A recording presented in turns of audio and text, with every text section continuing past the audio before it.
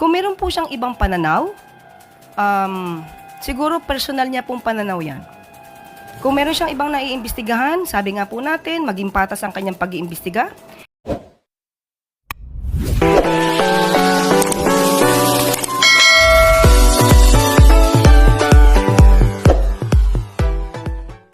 Naku naman, si Claire Castro nagpakita na naman ng katangahan sa naganap na press con sa Malacanang. Mga katanungang binabato sa kanya patungkol sa magkapatid na Marcos ay tinatawanan lang niya. Pero bago ang lahat, kung di pa kayo nakasubscribe sa aking channel, please do subscribe para mas updated kayo sa mga susunod kong mga videos. Nabatikos nga ang katangahang taglay ni si Castro matapos itong magpakita ng kawalang hiyaan sa press con. Matatanda ang nagpasabog si Senator Amy Marcos sa publiko patungkol sa iligal na pagdakip kay PRRD. Simula noon ay hindi na rin dumadalo si Senator Amy Marcos sa kanilang mga ginaganap na rally at hindi na rin ito kinakampanya ng kanyang kapatid na si BBM. Si Castro, sinabing hindi umano kawalan si Senator Amy. Yusek, ma'am, may we just get your reaction on the recent pronouncement made by Senator Amy Marcos that by repeatedly invoking the executive privilege, it seems that the government witnesses are hiding essential facts doon po sa arrest ni former President Rodrigo Duterte. Sana po malaman din po ni Senator Amy Marcos kung ano po bang ibig sabihin ng executive privilege. Ito naman po, executive privilege po is a constitutional doctrine that allows the president and high-ranking officials, executive officials, to withhold some sensitive information. Especially kung ito po ay magkakaroon na po ng encroachment ng isang branch over to another branch. Kasi ito pong executive privilege is rooted from the separation of powers. So may mga pagkakataon po talaga, including po yung mga issues concerning national security, diplomatic relations, military affairs, and internal deliberations within the executive branch. Hindi po ito dapat nais na po publiko. So magkakaroon po ito ng undue encroachment by one branch of the government over another. So, wala po tayong itinatago. May mga pagkakataon lamang po na yung ibang mga napag-usapan ay hindi dapat isinapopubliko.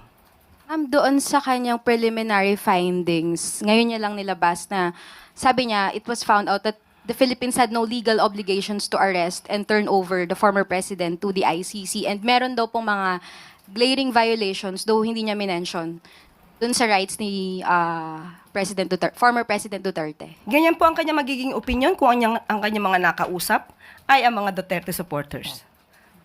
Pero kung titignan po natin ang ibang mga experts, katulad po nila Justice Carpio, Attorney Butuyan, at yung ibang mga nagsasabi patungkol sa batas natin na RA 9851, maiiba po ang kanyang tingin sa nasabing issue. And sana po tignan niya rin po kung ano bang sinasabi natin. Wala tayong legal obligation, pero meron po tayong batas na sinasabi sa RA 9851. Ito may sinasabing prerogative na makipagtulungan sa Interpol, but still, meron tayong commitment sa Interpol. But again, ang sumusunod lang, ang gobyerno ay sumusunod lamang sa RA 9851. In relation to that, may we get your reaction on Senator Amy officially withdrawing from the Alyansa? Ano po yung naging reaction ni Presidente dito, and what does it say about the relationship between the siblings, ma'am? Sa ngayon po, siya naman po ang nagsabi na siya ay kumakalas na sa alyansa dahil lang sabi niya ay hindi yata pareho ang kanilang mga adhikain, ang advokasya. Kung hindi po talaga nalilinya ang kanyang mga paniniwala sa paniniwala ng alyansa, mas maganda po siguro talaga na siya ay umalis dahil kung di niya pa paniniwalaan ang mga programa ng alyansa, hindi po talaga magkakaroon ng magandang relationship. Pero lahat pong ito ay ipapaubaya natin sa campaign manager na si Congressman Toby Chanco. But ma'am, does her statement show that there could be a deeper rift between the two siblings? Kasi ma'am, meron siyang binanggit ngayon na tinake against daw, allegedly ni Presidente, yung investigation niya sa pag-aresto kay Duterte. Wala po tayong nadidinig na anumang salita mula sa Pangulo.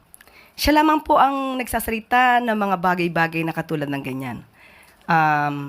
Siguro yan po yung kanyang pananaw. Pero sa Pangulo po, wala po tayong madidinig. Thank you, ma'am. Follow-up question, Pia Gutierrez, ABS-CBN. Nabanggit din po ni Senator Amy Marcos that tracing the timeline of the events leading to the arrest, the administration only changed its tone from non-cooperation to cooperation with the ICC as the political relationship between the Dutertes and the Marcoses soured, or the Dutertes and the administration soured. Your comment on this one? Basta po sa atin po, nung ginawa po ito ng pamahalaan ng administrasyon, wala pong ibang sinunod kundi kung ano yung nasa batas at kung ano po yung obligasyon natin sa Interpol. Kung meron po siyang ibang pananaw, siguro personal niya pong pananaw yan. Kung meron siyang ibang naiimbestigahan, sabi nga po natin, maging patas ang kanyang pag-iimbestiga. Imbestigahan din po niya, gawin niya rin pong resource person hanggat maaari. Yung naniniwala sa ginawa ng administrasyon na isurrender ang dating Pangulong Duterte sa ICC. So again, ma'am, it didn't have anything to do with the relationship between the Marcoses and the Dutertes, yung naging pag-arrest. Wala po tayong pinepersonal dito. Kung ano lang po ang sinasabi ulit ng batas at kung ano yung nagiging obligasyon natin at magiging commitment natin sa Interpol, yun lamang po ang ating gagawin. Wala pong personalan dito. Follow-up question from Marisol Halili, TV5. Ma'am, do you consider, or does the administration consider, Amy Marcos a loss from the Alianza? You consider her?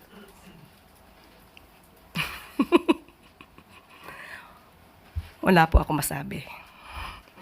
Sa parte po ng alyansa, ibibigay po natin kung ano man ang pananaw po ni ating campaign manager na si Congressman Toby Chanco. Pero the relationship between the president and his sister, how do you describe that? Is it still the same? Are they okay? May lamat ba? As we can see from the statements of Senator Amy Marcos, it seems like there is. But on the part of the president, we cannot say that there's a rift between the relationship, in the relationship of the two siblings. So, hintayin na lang po natin kung meron man sasabihin ng Pangulo. But sa ugali po kasi ng Pangulo, hindi po siya masyadong, alam niyo po yun, hindi siya pikon. Kaya kahit anong banat, kahit nakita na niyo po si Senator Amy Marcos na nandoon sa Maisog Rally habang binabanggit ng dating Pangulong Duterte ang paninira sa kanya, kay PBBM, wala po tayong nadinig. Wala rin po tayong nadinig na anumang hinanakit kung meron man mula sa Pangulo para sa kanyang kapatid. Next question, Ivan Maydina, GMA7.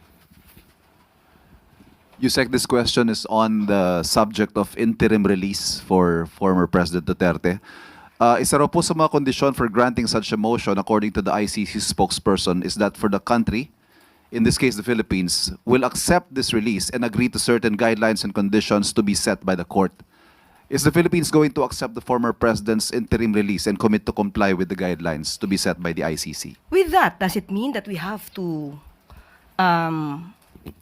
recognize that ICC has jurisdiction over the Philippines?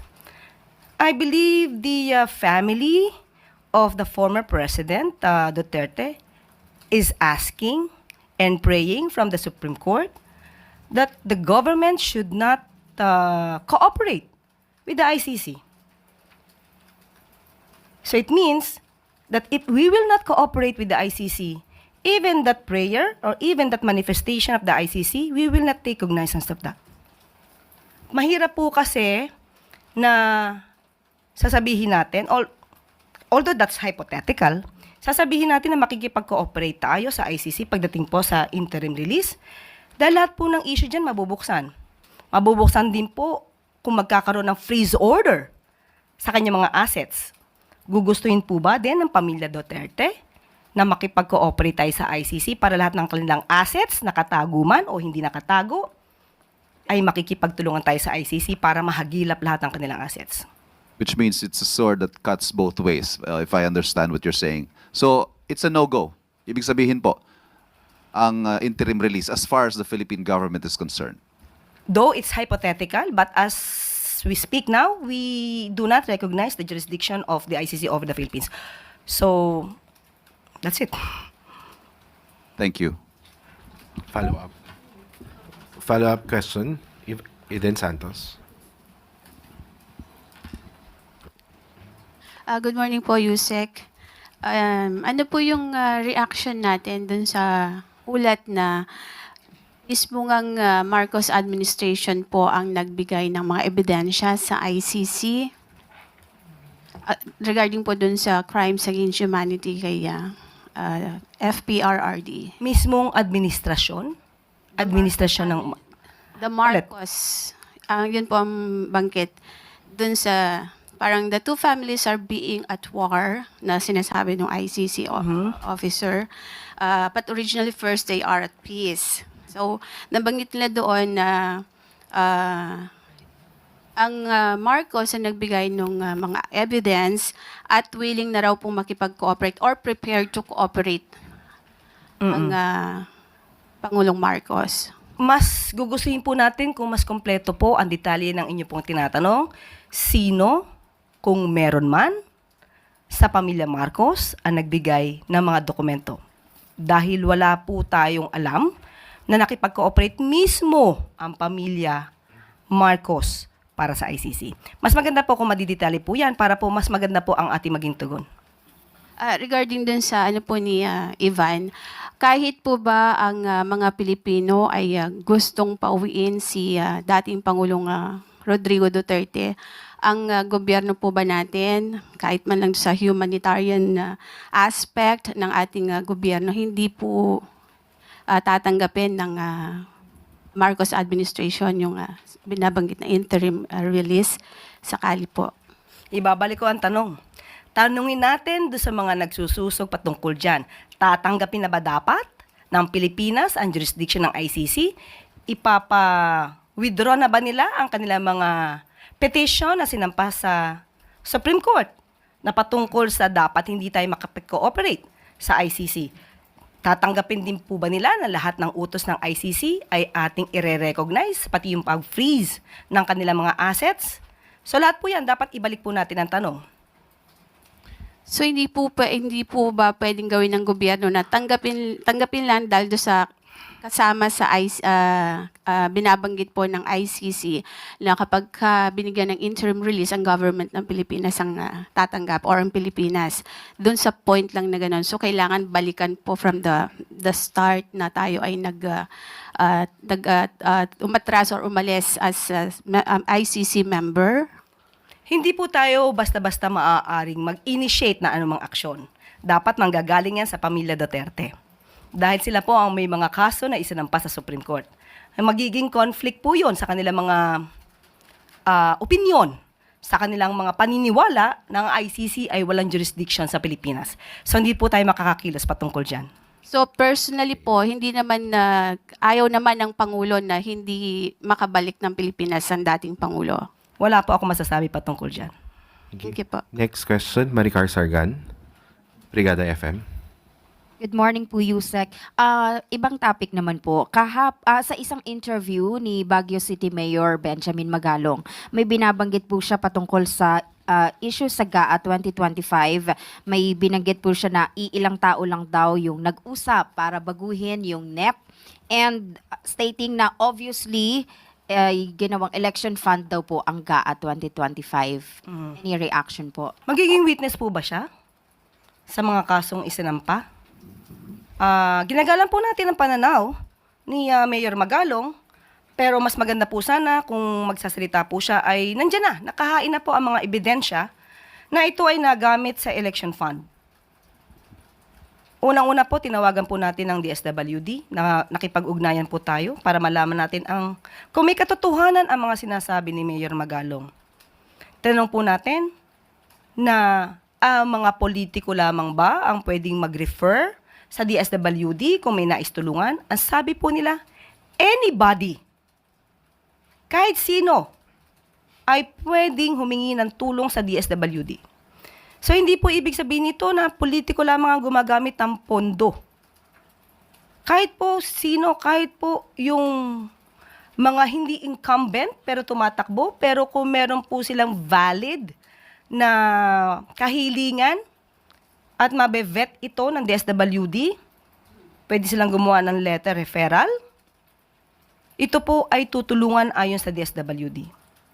So wag po natin sanang isipin na politiko lamang po ang pwedeng humingi sa DSWD. Ayon din po sa DSWD, ang pera po na ibinibigay, pang-ayuda, ay nanggagaling mismo sa DSWD. At kung meron mang pong ibinibigay na tulong, ang bawat politiko, galing po yun sa kanilang sariling pondo. Nais po natin kay Mayor Magalong, ibigay po ang mga ebidensya. Bigyan niya na rin po kami dito sa PCO para malaman natin kung may katotohanan ba ang bintang na ito.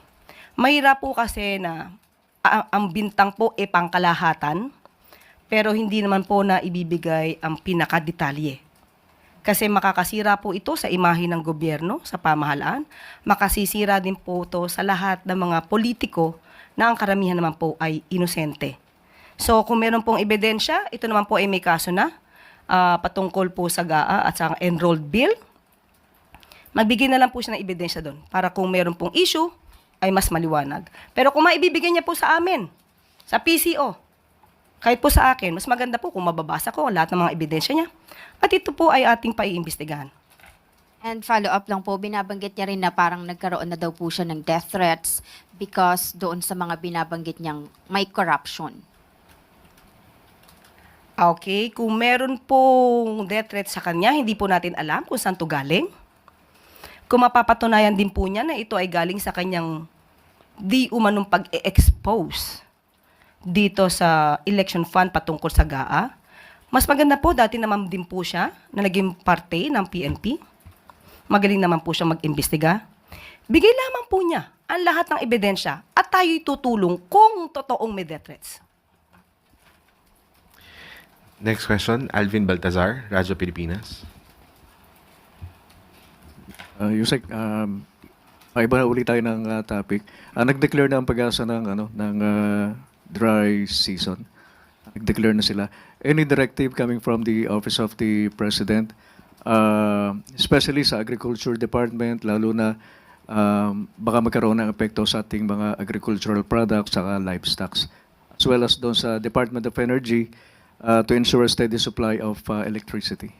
Opo, may mga programa po. Nabanggit ko na po noong nakaraan na press briefing patungkol po dyan kung ano po yung mga programa ng DA. At pati po yung DOH. Meron po dyan, pati po sa heat index, pati sa dry season, po paano bibili ng mga bigas. Ibibigay ko po muli sa inyo mga detalye kapag po nakuha ko na po mismo yung papel at ibibigay po namin sa inyo. Next question, Ivan Mayrina, GMA7. Yusek, on another topic. Reacting to the scheduled meeting of the President with the U.S. Secretary of Defense Pete Hegseth, the spokesperson of the Chinese Foreign Ministry said, and I quote, "Any defense or security cooperation between the Philippines and other countries should not target any third party or harm their interest, still less threaten regional peace and or escalate tensions in the region. Facts have repeatedly proven that nothing good could come out of opening the door to a predator. Those who willingly serve as chess pieces will be deserted in the end. Our message to some in the Philippines, stop serving as other countries' mouthpiece and no more stunt for personal political agenda." Well, if China really believes and concerned about peace and stability in the region, they should abide by the international law. They should also respect the sovereignty of each country.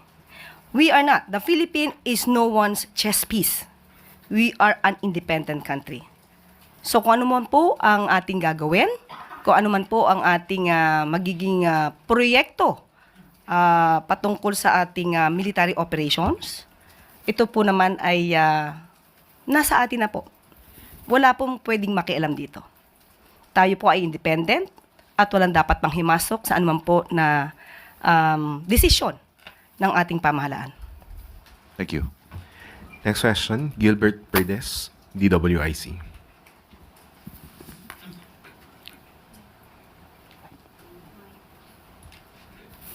Morning po, Yusek. Pumalo daw po sa 5.8 billion ang nawala po sa mga financial institutions na pinangangasiwaan po ng BSP na mula daw po sa mga cyber attacks noong nakarang taon. Nagkaroon daw po ng pagtaas na 2.6% kumpara sa 5.6 billion pesos na nawala naman noong 2023. Ano pong ginagawang hakbang ng pamahalaan para ma-counter yung mga gantong problema, para maprotektahan po yung ating mga financial institutions? Actually po, nakausap po natin ang pamunuan ng BSP at magbibigay po sila ng official statement patungkol po dito.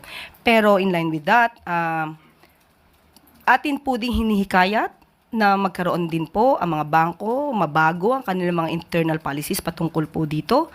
At tayo din po ay magkakaroon ng mga infomercials at mga dissemination na information or information dissemination patungkol po sa paano maiiwasan ng taong bayan ang ma-scam. So, kasi po, nag-i-evolve po talaga ang paggawa ng krimen. So, kailangan din po ang mga proyekto natin, yung ating mga panuntunan dito ay dapat nag-a-upgrade din po. So, yun po, pansamantala, yan pa lang po ang ating masasabi pat hihingi po natin ang pinaka-official statement po dito ng BSP. Thank you po. Next question, Let Narciso, DZRH. Good morning, Yusek. Nasa balita po na ang BCDA at Manila International Airport Authority ay pumirma sa lease agreement at nakapaloob dito ang 3-year option period to decide whether to purchase the 61-hectare na iya Terminal 3 property. May basbas po ba ng Pangulo yung pagbibenta ng property? Meron pa naman pong 3 years po tayo para mag-decide kung kailangan maibenta to o hindi. So as of the moment, wala pa pong pinag-uusapan patungkol dyan. Pero aware naman po tayo dun sa concerns about privatization, including po yung possibility ng prioritizing yung profit over public interest. Na-consider po ito dun sa planong yon. Kasama po kasi yan sa isang MOA at sa batas din po. Pero sabi nga po natin, hindi pa po napag-uusapan po talaga kung bibili ba o ibibenta itong nasabing property. Raquel Bayan, Radyo Pilipinas. Good morning po, Yusek. The National Bureau of Investigation is planning to coordinate with the Interpol when it comes to bringing home the fake news peddlers residing overseas. Po, do you see this as a positive development when it comes to our fight against fake news and disinformation? Opo, dapat noon pa po. Dumadami na po ang mga fake news vloggers at dapat noon pa po nasimulan to. Kaya maraming salamat sa NBI. And on another topic, Yusek, yung victory po ni Alex Ayala sa quarterfinals ng Miami Open sa tennis po, gumagawa po kasi siya ngayon ng kasaysayan sa international stage. How important is this for the Philippines? Isa po ito sa napakalaki pong tagumpay ng isang Pilipino. Ang Malacanang po, ang palasyo po, ang Pangulo po ay ipinagmamalaki ang katulad po ng ating mga Pilipino na nagbibigay po ng karangalan sa Pilipinas. So, congratulations sa ating kababayan at hindi pa po dito nagtatapos ang ating pasasalamat sa mga kababayan natin na nagbibigay ng karangalan sa Pilipinas. Thank you po. Ace Romero, Philippine Star. Yusek, I will just ask for additional details dun sa magiging meeting ni President Marcos with Secretary Hegseth tomorrow. Hindi po ako makakapagbigay sa ngayon. Ang DFA at ang DND lamang po ang magbibigay ng official statement patungkol po dyan. Pagka po nabigyan na po tayo ng anumang direktiba or announcement patungkol po dyan at mga plano, ibibigay po namin sa inyo agad. Follow up. Gilbert Perdes, DWIZ. Ibang topic naman po, Yusek. Yung bukas kasi magsisimula na po yung appointment ban or election ban. May mga inaasahan po ba tayong lalabas na mga appointments until today po? Wala po pa ako nabalitaan sa ngayon. Kung di ako nagkakamali, parang naglabas na 2 days ago. Pero wala po pa tayong nakukuhang information about that. Pero pagka po na ibigay po sa amin agad kung meron na ilabas na panibago mga appointments bago magkaroon ng ban, ibibigay po agad namin sa inyo.